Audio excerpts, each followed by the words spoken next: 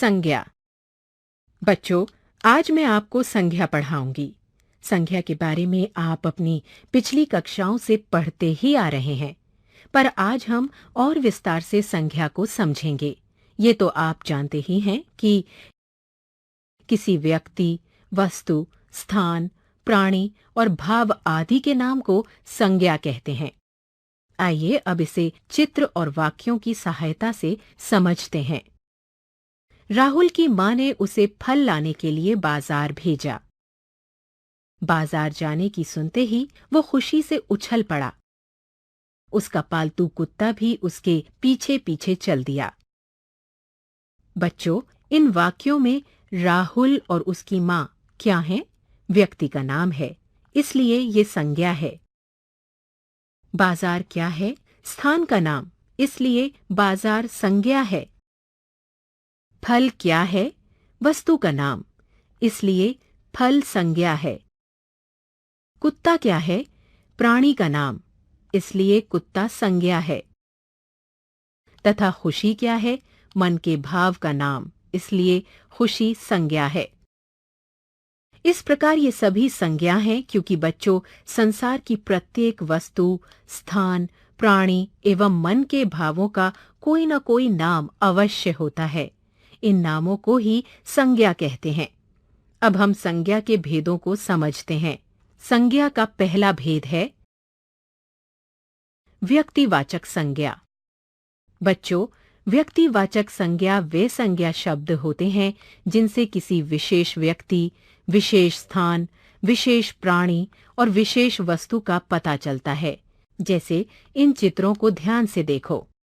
ये हैं जवाहरलाल नेहरू, भारत के प्रथम प्रधानमंत्री, यानी कि विशेष व्यक्ति। और ये है बाइबल, विशेष ग्रंथ, यानी कि विशेष पुस्तक। ये है ताजमहल, हमारा प्रसिद्ध दर्शनीय स्थल, यानी कि विशेष स्थान। ये है बाघ, हमारा राष्ट्रीय पशु, यानी कि विशेष प्राणी। बच्चों, ये सभी विशेष व्यक्ति, स्थान, प्राणी तथा वस्तु के नाम हैं, इसलिए ये सभी व्यक्तिवाचक संज्ञा हैं। संज्ञा का दूसरा भेद जातिवाचक संज्ञा। बच्चों, जातिवाचक संज्ञा वे संज्ञा शब्द होते हैं जिनसे व्यक्ति, स्थान, वस्तु तथा प्राणी की पूरी जाति का पता चलता है।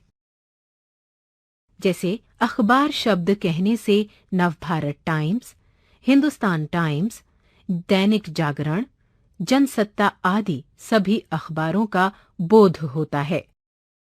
इसी तरह स्टेशन शब्द कहने से bus station, railway station, metro station आदि सभी स्टेशनों का बोध होता है। गांव शब्द कहने से देश के छोटे बड़े सभी गांवों का बोध होता है। इसीलिए अखबार, स्टेशन, गांव ये सभी जातिवाचक संज्ञा हैं। संज्ञा का तीसरा भेद है भाववाचक संज्ञा।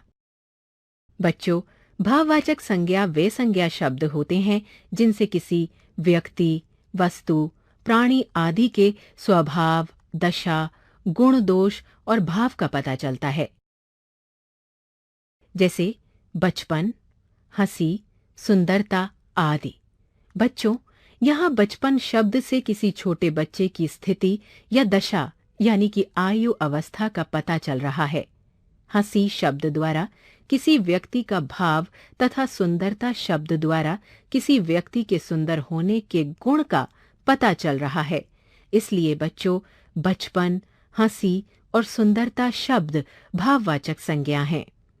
बच्चों, है ना संज्ञा आसान?